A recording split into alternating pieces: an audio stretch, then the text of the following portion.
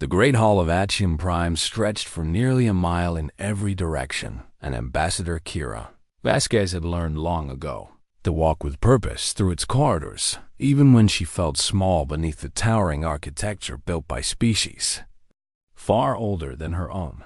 300 years humanity had been part of the Galactic Concord, and in all that time they had remained what the elder races called them, a minor species with clever hands and unremarkable ambitions. Kira adjusted her diplomatic sash and entered the assembly chamber where representatives from 900 worlds sat in tiered galleries that rose toward a ceiling painted with stars from a dozen different homeworlds. The Veth Dominion speaker stood at the central podium, and his chitinous body gleamed under the chamber lights as he spoke in the clicking language of his people that the translation systems rendered into cold, measured words. The Lorati system falls within our sphere of natural expansion, and we hereby announce our intention to annex their homeworld within the next galactic standard month. A ripple of murmurs passed through the chamber, but Kira noticed that none of the elder races seemed surprised, and she understood then that deals had already been made in private rooms far from this public theater. Elder Cirrus of the Lorati rose from his seat in the lower galleries, and his feathered crest trembled as he spoke with the quiet dignity of someone who knew he was already defeated. We petition the Concord for protection under the Charter of Mutual Defense, and we remind this assembly that the Lorati have been faithful members for over 1,000 years. The Veth speaker made a sound that might have been laughter, and Kira felt her jaw tighten as she watched the elder races one by one decline to meet the Lorati representatives' eyes. The Rix hegemony abstained, citing economic concerns, with Veth trade routes, and the Morth collective abstained, citing distance from the conflict zone, and one by one the great powers of the galaxy found reasons to look away from a small avian species about to lose everything. Kira thought about her grandmother then, and the story she had told when Kira was young, and sitting on her lap in their small apartment on Luna Colony. She thought about the darkness of space and the terror of running out of air, and she thought about 12,000 human souls who had once drifted helpless in the void, waiting to us. Die, I request the floor, Kira said, and her voice carried across the chamber with a clarity that surprised even herself. The assembly speaker, a massive crystalline being from the ETH Consortium, turned its faceted head toward her with what might have been curiosity or might have been annoyance. The human delegation is recognized. Kira walked to the central podium, and she felt the weight of 900 worlds watching this insignificant representative from an insignificant species. 60 years ago, she began, a human colony ship called the Meridian suffered a catastrophic engine failure in the outer territories, and 12,000 of my people drifted in the darkness with their oxygen running out and their distress calls going unanswered. She paused and looked directly at Elder Cirrus, whose ancient eyes had gone wide with recognition. A Lorati cargo vessel found them, and the captain of that vessel made a choice that cost him half his fuel reserves and 3 weeks of travel time, and nearly bankrupted his trading company. The chamber had gone very quiet now, and Kira could hear the soft whir of translation systems working overtime. He towed the Meridian to the nearest station, and he saved 12,000 human lives, and when the human government offered to repay him, he refused and said only that it was what any decent being would do. Kira turned to face the Veth speaker directly, and she saw something flicker in those compound eyes that might have been the first stirring of uncertainty. My grandmother was on that ship, and because of Lorati kindness, she lived to raise my mother, who lived to raise me, and I stand here today because 60 years ago, a species with nothing to gain chose to help strangers in the dark. She raised her voice now and let it ring through the chamber with all the conviction she possessed. The human government announces that we will honor our debt to the Lorati people and the combined fleet of Earth. We'll defend Lorati Prime against any aggression. For a long moment, nobody spoke, and then the chamber erupted into chaos as representatives shouted questions and demands, and the Veth speaker's clicking grew rapid with what Kira hoped was alarm. The assembly speaker called for order, but Kira was already walking back to her seat, and she passed Elder Cirrus on the way and saw tears streaming down his feathered face. "Why?" he whispered. "Why would you do this for us?" Kira stopped and placed her hand on his shoulder with a gentleness that belied the steel in her voice. "Because we remember, and humanity always remembers."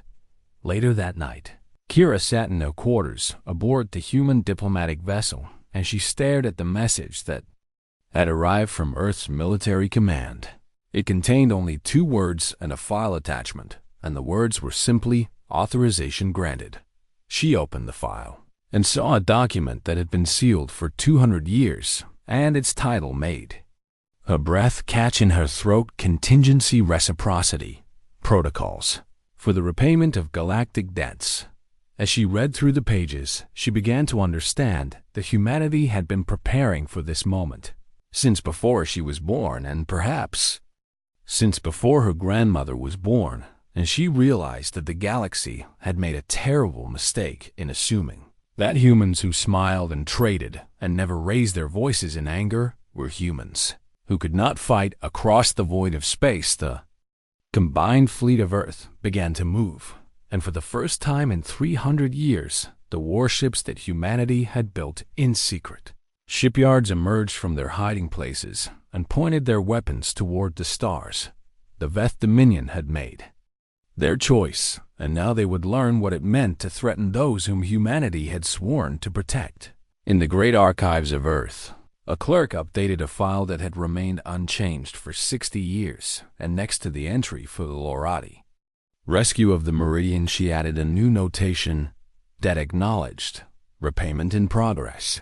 The galaxy was about to learn that humans kept very careful records, and that the ledger of favors and grievances stretched back further than anyone had imagined, and that when humanity finally chose to act, the echo of their response would shake the foundations of civilizations. Elder Cirrus looked up at the stars that night from his quarters on Axiom Prime, and for the first time in months, he allowed himself to feel something other than despair, and he whispered a prayer of thanks to whatever powers had sent humanity to stand beside his people in their darkest hour. He did not know yet what was coming, but he knew somehow that the galaxy would never be quite the same again. The 7th Expeditionary Fleet dropped out of faster-than-light travel above Lorati Prime, and Lieutenant Commander Yuki Tanaka watched from the observation deck of the carrier, resolute as the planet's blue-green surface came into view. 42 warships had answered the call, and Yuki knew that somewhere out there in the darkness, the Veth Dominion was gathering more than 300 vessels to crush this small defiance. The math was impossible, and everyone knew it, but not a single crew member had hesitated when the orders came through Fleet Admiral Marcus. Chun's voice crackled over the ship-wide communication system, and his words were calm and steady, like a man discussing the weather rather than the odds of survival. "All hands, this is Admiral Chun, and I want you to know that I am proud to serve alongside each and every one of you, and what we do here today will be remembered for as long as humanity draws breath." Yuki felt a shiver run down her spine, and she turned away from the viewport to prepare for her own mission on the surface below. 3 hours later, she stood in the central plaza of Lorati Prime's capital city and watched as thousands of avian beings hurried past, carrying whatever possessions they could manage, while evacuation ships lifted off in steady streams toward orbital transports. A small Lorati child had become separated from his family group, and Yuki found him huddled beside a fountain with his wings wrapped tight around his trembling body. She knelt down beside him and spoke in the softest voice she could manage, while the translation device turned her words into the musical language of his people. "Hey there, little one, and what is your name?" The child looked up at her with wide, golden eyes and said, "I'm called Pell, and I cannot find my nest mother." Yuki smiled and held out her hand and said, "Well, Pell, my name is Yuki, and I'm going to help you find her, but first we need to get you somewhere safe." She carried him to the Evacuation Coordination Center and put out a call for his family, and while they waited, Pell studied her with the intense curiosity that only children possess. "Why are you here?" he asked. "Why do humans die for Lorati?" Yuki thought about her grandmother, who had passed away just 2 years ago and who had spent her final days telling stories about the darkness and the fear and the moment when Lorati wings had appeared like angels in the void. "Because 60 years ago, your people saved my grandmother's life, and she never forgot, and she made sure that I never forgot either." Pell tilted his head in the way that Lorati did when they were processing something important, and then he said, "My teacher says that humans are strange because you remember things that happened before you were born." "We do," Yuki agreed, "and sometimes that makes us do strange things, but I think it also makes us who we are." Pell's nest mother arrived then with tears streaming down her feathered face, and she swept her child into her wings and turned to Yuki with an expression of profound gratitude. "Thank you," she said. "Thank you for everything." Yuki nodded and turned back to her duties, and she tried not to think about what was coming in the skies above.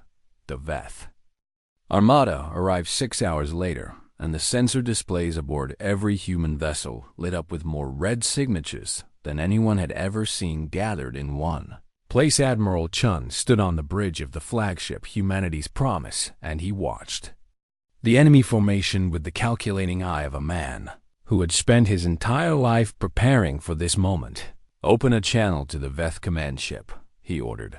Communication officer made it happen, and suddenly the view screen showed the insectoid face of Overlord Sketh, whose mandibles clicked with barely concealed contempt.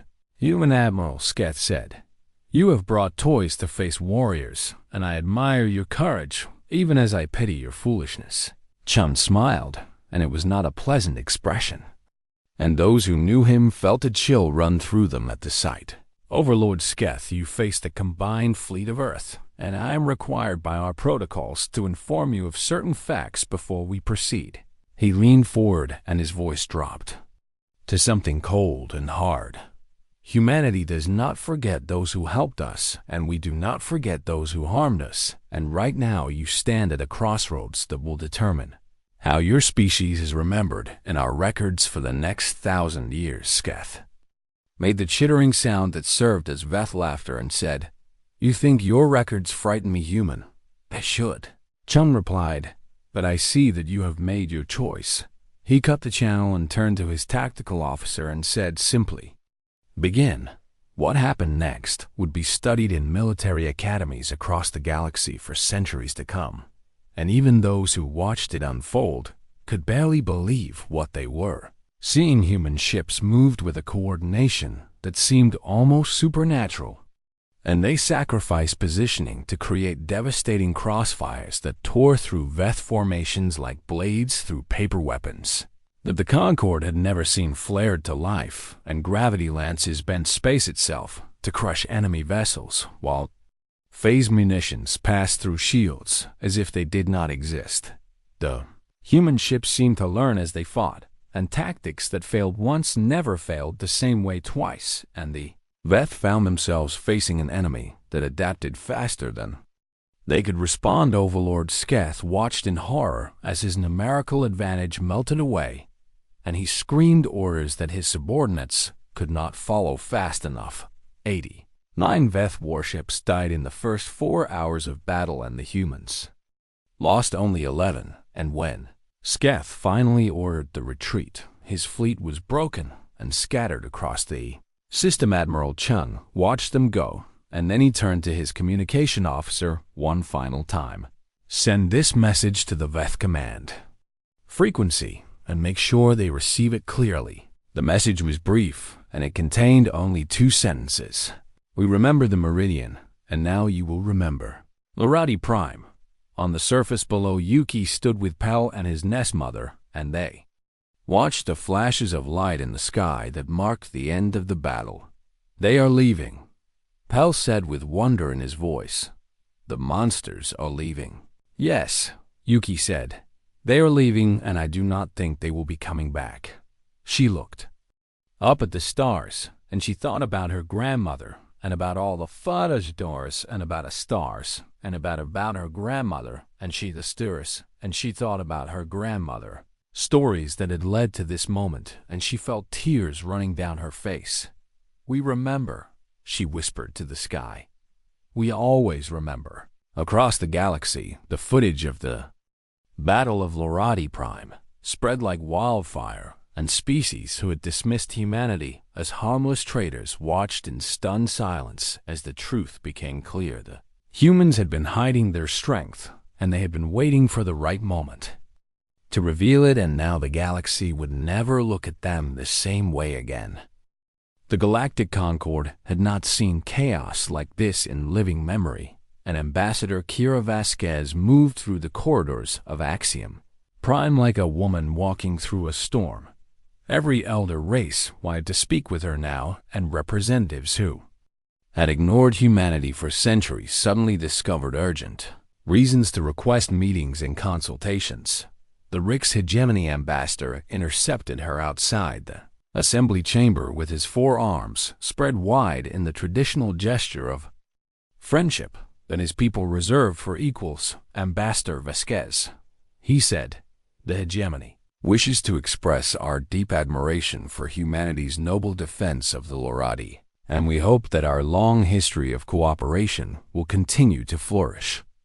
Kira smiled, and it was a smile that revealed nothing, and she said, "The hegemony's friendship is valued, and we remember well how your people shared agricultural technology during Earth's famine of 2621, when 3 billion humans faced starvation." The Rix ambassador's expression brightened, and his secondary arms relaxed in relief.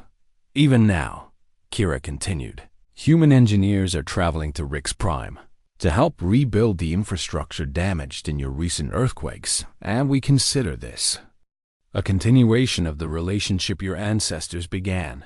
She left the Rix ambassador glowing with satisfaction and walked on to her next meeting, where the Mortith Collective's representative waited with considerably more anxiety in his reptilian eyes. "Ambassador Vasquez," he began, "the collective wishes to discuss the possibility of improving relations between our peoples."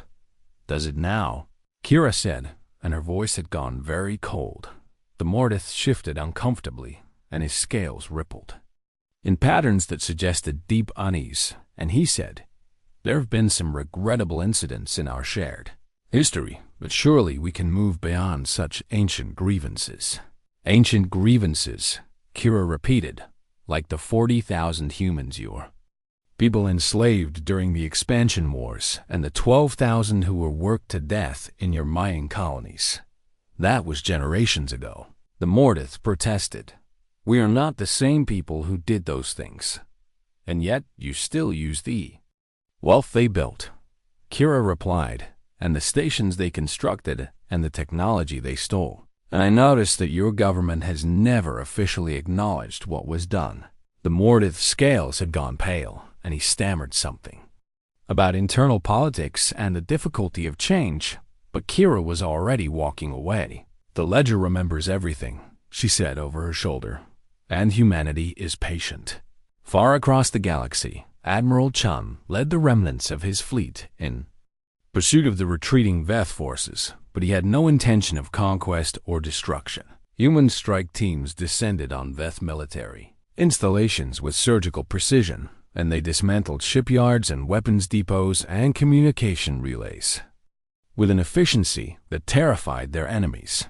They did not bomb cities, and they did not target civilian infrastructure, and they left behind only the ruins of the machines that made war possible. A Veth diplomatic vessel approached under a flag of truce, and Chun agreed to receive their representative on the bridge of humanity's promise. The diplomat was young for a Veth, and his compound eyes darted nervously around the human bridge, as if expecting violence at any moment. "What do you want?" he asked. "What will make you stop this destruction?" Chun studied him for a long moment and then said, "We want you to remember, and we want your children to remember, and their children after them." "Remember what?" "That the Lorati were under our protection, and that when you threatened them, you threatened us, and that there are consequences for such threats that cannot be avoided or negotiated away. The young diplomat's mandibles clicked in distress, and he said, "But we could offer compensation or territory or trade agreements." "You could," Chun agreed, "but that would suggest that the price of threatening our allies can be paid in credits, and we do not want that lesson learned." He leaned forward, and his voice dropped to something quiet and terrible. "We want the Veth Dominion to understand that some things cannot be bought, and that some debts cannot be erased with money, and that when humanity says we will protect someone, we mean it with everything we have." The diplomat was dismissed, and he returned to his people with the message that there would be no negotiation and no terms, and that humanity would continue until the Veth capacity for aggression had been reduced to nothing. News of humanity's campaign spread across the galaxy, and species began to examine their own histories with Earth's Children. The YTH Consortium discovered that human traders had been quietly investing in their economy for decades and building ties of mutual benefit that now seemed less like commerce and more like preparation. The Kethra Dominion, whose ancestors had burned the first human colony, found that their shipping lanes had become suddenly dangerous and their trade partners had become suddenly unavailable. No one could prove that humanity was behind these developments, but everyone understood the message being sent. In the archives of Earth, a vast database hummed with activity as clerks updated records that stretched back centuries in every species. In the galaxy had an entry, and every entry contained 2 columns. One column recorded the kindnesses they had shown to humanity, and the other recorded the cruelties, and the balance between those columns determined how humanity would respond to them in times of need. The Lorati entry glowed with entries in the kindness column, and their people would want for nothing as long as humanity had the power to provide. The Veth entry had been empty on the kindness side, and now the cruelty column grew longer with each passing day. This was the truth that the galaxy was learning, and it was a truth that would reshape the balance of power for generations to come. Humanity remembered everything, and they had been keeping score since before most species knew they existed, and now the final accounting had begun. Ambassador Vasquez stood at the window of her quarters and watched the stars spin slowly past, and she thought about the weight of memory and the burden of carrying so much history. "Are we doing the right thing?" she asked the darkness. The darkness did not answer, but somewhere in her heart she felt the presence of all the humans who had come before and all the debts they had accumulated and all the promises they had made. She closed her eyes and whispered, "We remember, and we always will." And across the worlds, the echo of humanity's awakening continued to spread, and every species who heard it felt a shiver of something they had never felt before when thinking about the small clever beings from the third planet of an unremarkable star. Some felt hope and some felt fear, but all of them understood that nothing would ever be the same again. The classroom on Luna Colony was quiet as Professor Elena Vasquez stood before her students and prepared to teach them the lesson that every human child learned before they reached adulthood. "Today we study the founding of the ledger," she said. "And I want you to understand not just what it is, but why it exists." The children ranged in age from 12 to 15, and they looked up at her with the mixture of boredom and curiosity that young people always brought to history lessons. Elena activated the holographic display, and images began to flow across the air before them. In the year 2547, humanity established its first colony beyond the solar system, and we were so proud and so hopeful, and we believed that the galaxy would welcome you as friends. The image showed a beautiful world with green continents and blue oceans and a small settlement that humans had built on its surface. The Kethra found us 6 months later, and they decided that they did not want neighbors. The next image showed fire and destruction, and the children gasped as they saw the recordings of what had happened to that first colony. 4,000 humans died that day. And when we appealed to the Galactic Concord for justice, Do you know what they told? Yes. A boy in the front row shook his head, and Elena's voice grew hard as she continued.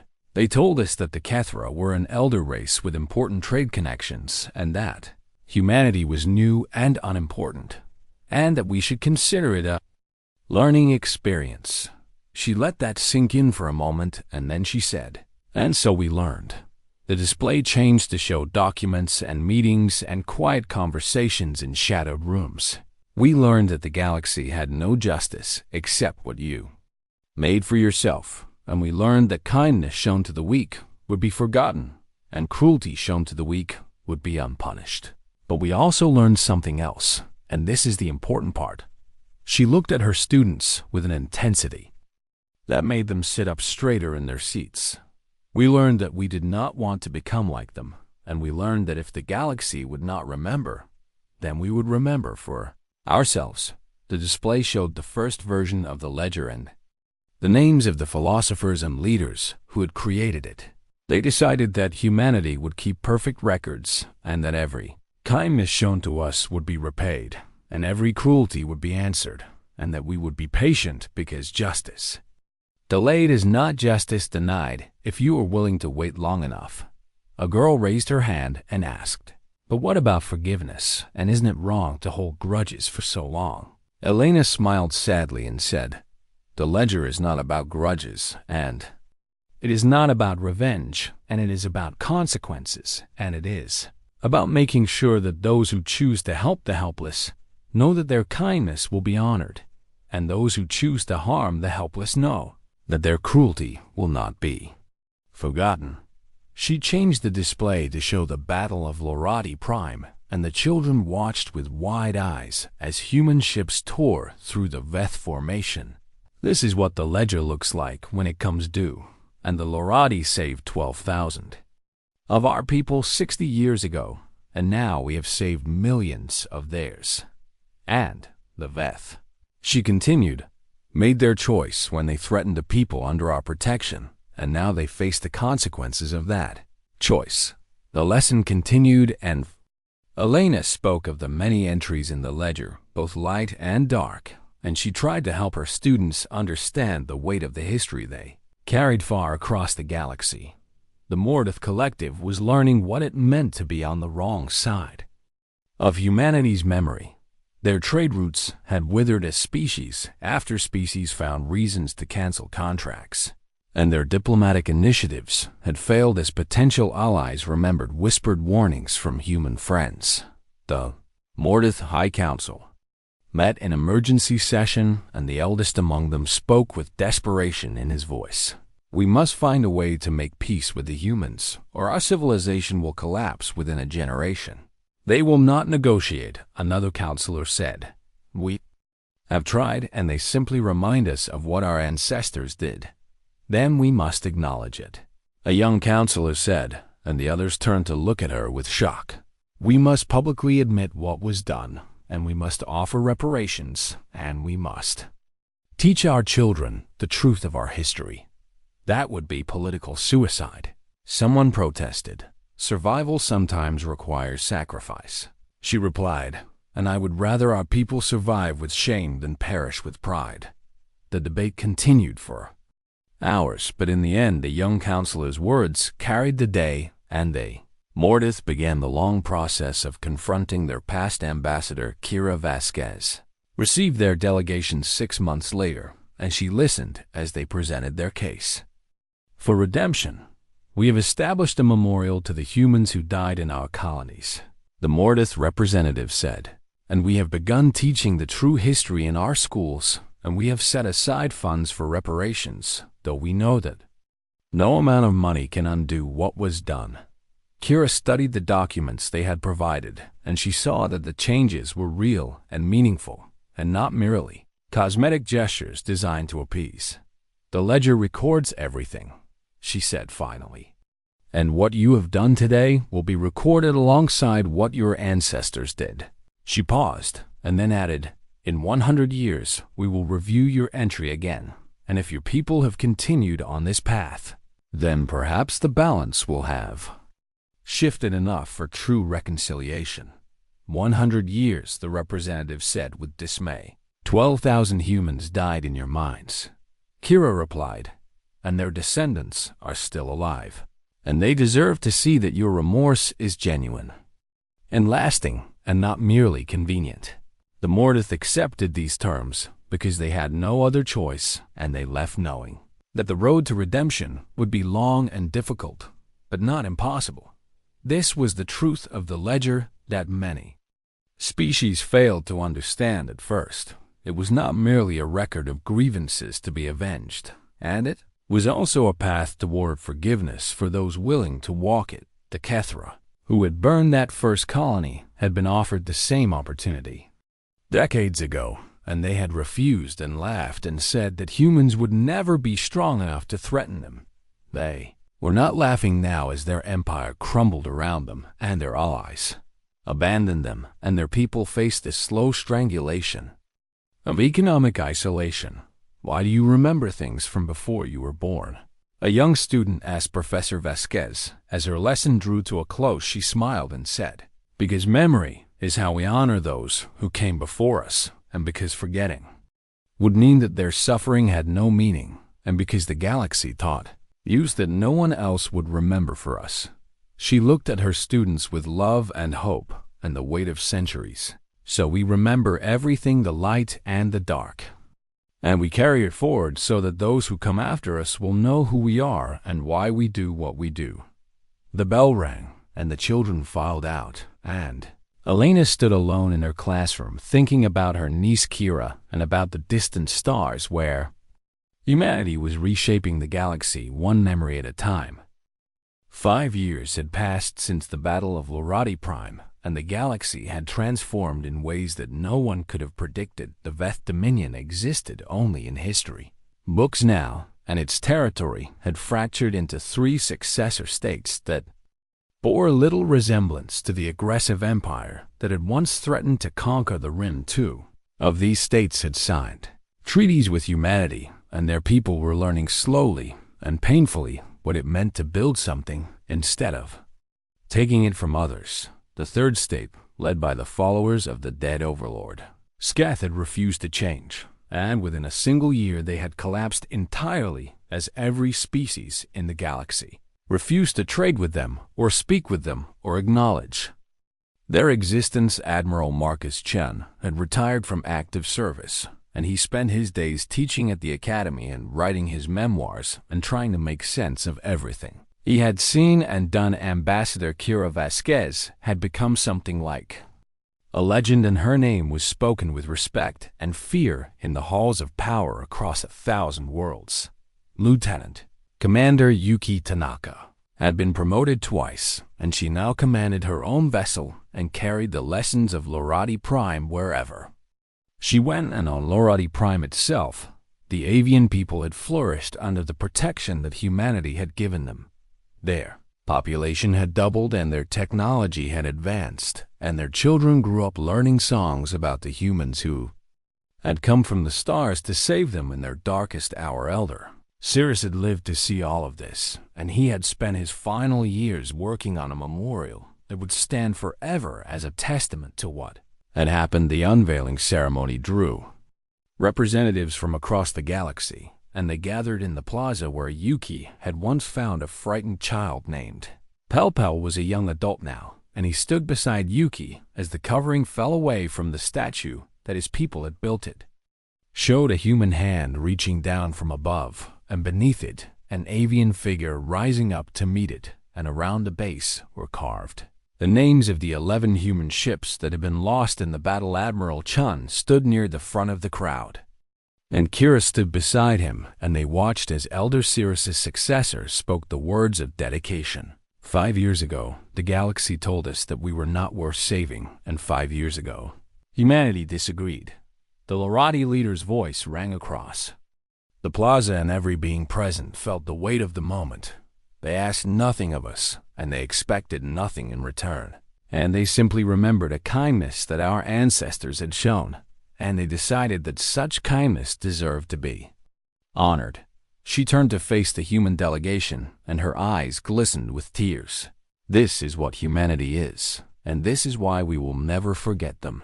And this is why we will stand beside them for as long as our people draw breath. The crowd erupted in cheers, and Kira felt Chun's hand on her shoulder, and she heard him say quietly, "Do you think we did the right thing?" She thought about all the lives that had been saved, and all the suffering that had been prevented, and all the changes that had rippled across the galaxy because humanity had chosen to remember. "I think we did the human thing," she replied, "and I think that is enough." Later that evening, a young Veth diplomat approached Kira at the reception, and she recognized him as a member of one of the reformed successor states. His compound eyes were difficult to read, but something in his posture suggested sincerity as he presented her with a small object. "This is a piece of hull plating from a Veth warship that was destroyed in the battle," he said, "and my government has asked me to give it to you along with a message." Kira took the metal and saw that words had been inscribed on its surface in both Veth script and human letters. "We remember Lorati Prime, and we will do better." She looked at the young diplomat and saw the hope and fear in his alien face, and she understood that this moment was as important to his people as the battle itself had been. "This will go in the ledger," she said, on the other side. The Veth's entire body seemed to relax, and he bowed in the human fashion that his people had learned, and he said, "Thank you, Ambassador, and my people will not forget this." "We know," Kira replied, "and neither will we." She watched him go, and she held the piece of metal in her hands and thought about how strange it was that an instrument of war could become a symbol of hope. Pell found Yuki standing alone on a balcony overlooking the plaza, and he joined her in watching the stars emerge as darkness fell over Lorati Prime. "I never thanked you properly," he said, "for finding me that day when I was lost and scared." Yuki smiled and said, "You do not need to thank me, and I was just doing what humans do." "That is exactly why I need to thank you," Pell replied, "because what humans do is extraordinary, and I do not think you realize how rare it is in this galaxy." They stood in silence for a while, and then Pell asked, "What happens now, and where does humanity go from here?" Yuki thought about the question, and she thought about all the entries in the ledger, both the kindnesses and the cruelties, and she thought about the long, slow work of building a better galaxy. "One memory at a time, we continue," she said, "and we remember, and we try to make sure that when our children look back at what we did, they will understand why we did it. And if they disagree with your choices, then they will have to make their own choices and add their own entries to the ledger, and that is how it should be." Pell nodded, and his feathered crest rippled in the evening breeze, and he said, "I think I understand now why humans are the way they are, and I think the galaxy is better for it." Across the worlds, the echo continued to spread, and it carried with it a simple message that every species learned in time. Humanity remembered every favor, and their gratitude was boundless for those who showed them kindness. Humanity remembered every cruelty, and their patience was infinite for those who earned their judgment. And in between those two extremes lay a vast space where redemption was possible for those willing to seek it. This was the legacy of the ledger, and this was the truth that humanity had taught to the stars. The galaxy had thought them weak because they smiled and traded and never raised their voices in anger. The galaxy had learned that strength was not measured in threats and destruction, but in the courage to remember and the will to act on those memories. And now the galaxy would never forget. On Earth, in the great archives where the ledger was kept, a clerk made a new entry in the records. She wrote the date and the location and the names of those who had gathered to honor a debt repaid, and at the bottom of the entry she added the words that would define humanity's place in the cosmos for generations to come. "We remember every favor, and our vengeance echoes across the worlds, and choose wisely which side of our ledger you wish to be written upon." The stars turned overhead, and the echo continued, and somewhere in the darkness, a species that had never heard of humanity was about to make a choice that would determine their future. They did not know it yet, but they soon would, because humanity was watching, and Humanity always remembered